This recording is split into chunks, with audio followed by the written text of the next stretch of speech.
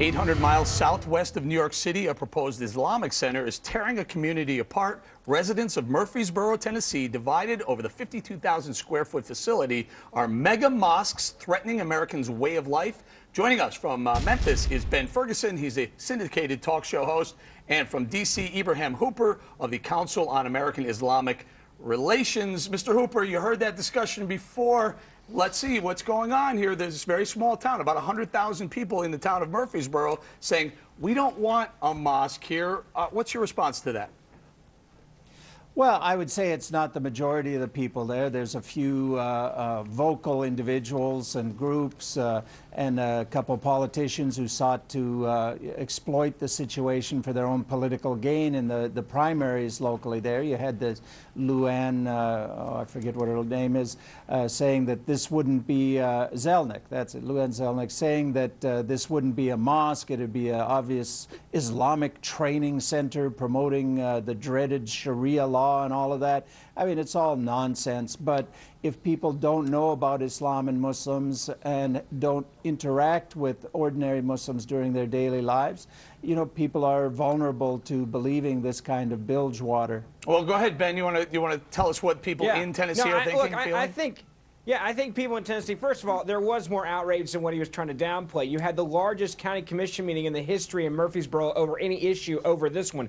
Over 650 people showed up in a town of total population of 100,000. So you can't say that it's just a few people that aren't excited about this.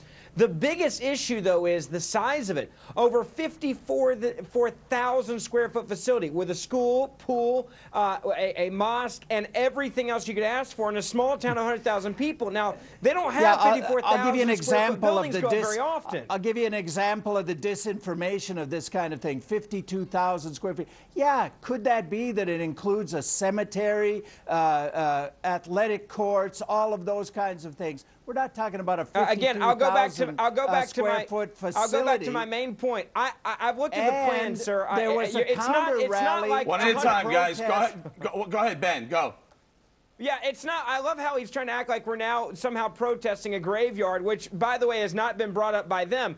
They're building an actual facility. You can spin it however you want to. But when you have a small town of 100,000 people and the largest thing there is a college university, MTSU, they got to look at this and saying, hold on, they just started here in 1997. Now all of a sudden we have this facility that's going to be massive in our small town. I think there's reason to raise an eyebrow there by saying, is this going to be a takeover of the whole entire area? Mr. Hooper?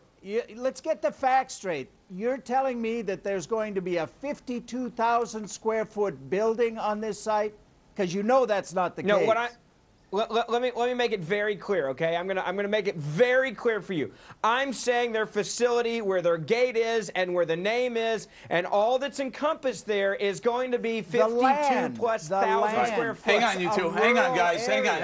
I'm going to bring the panel in. It's a rural area. It sounds familiar, Michael. It sounds like the community is kind of in an uproar about a large mosque. Right. I'd like to ask Mr. Hooper a question, if I could. Mr. Hooper, you early on regarding the New York, the Ground Zero Mosque, you wrote an op-ed, which I have, and you talked about the neo-McCarthyite response. The Islamic Community Center that's not at Ground Zero?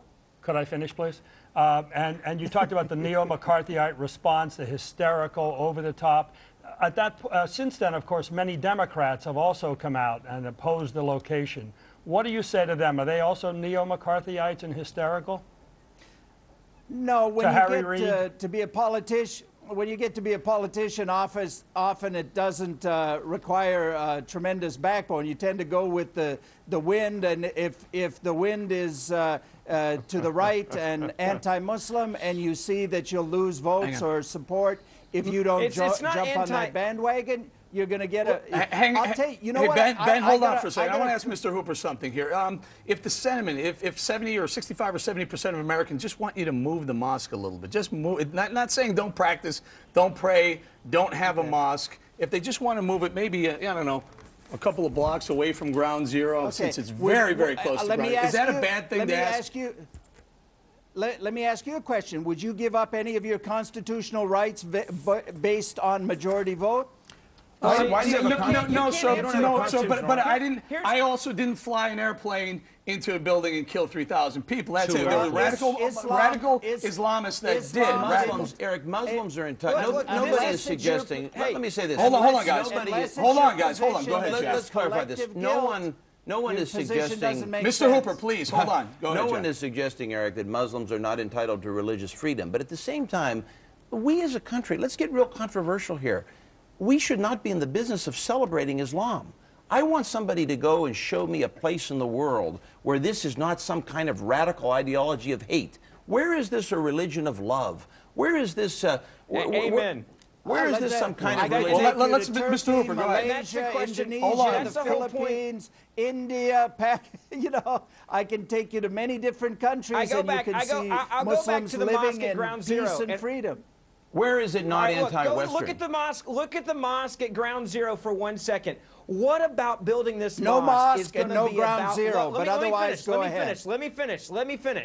What is it Well, your about premise this is that they're faulty. building that shows love to the community? They're making people angry. They're making people upset. They're inciting people, and the worst may be of both sides. But the point is, there isn't another religion in the world that would do this on a PR move, to do it in such a way that looks like you're building a trophy and celebrating a horrible event and saying that you're doing it out of love, because it's a lie. No one's getting love through this mosque being built. Ben? Not I'm one going to follow person. up. You're exactly right. Can I answer that? Go ahead, Because Mr. they want to celebrate Let him 9/11. respond. Hooper, go ahead.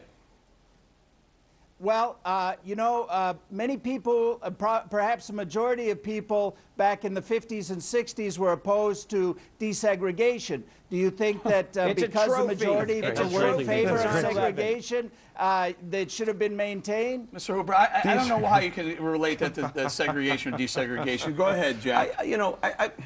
I was just, you know, when you look at this whole thing, Eric, I mean, going back, I asked this question again. Show me where in the world that this is not some kind of anti-Western ideology of hate. You know, after 9/11, and I'll tell you something else to follow up on the question there. The reason they want to build it there is, I'll get controversial again. They want to celebrate 9/11. This is a signal to the world to celebrate 9/11. Mr. Hooper, last word before we get to keep you, but go ahead.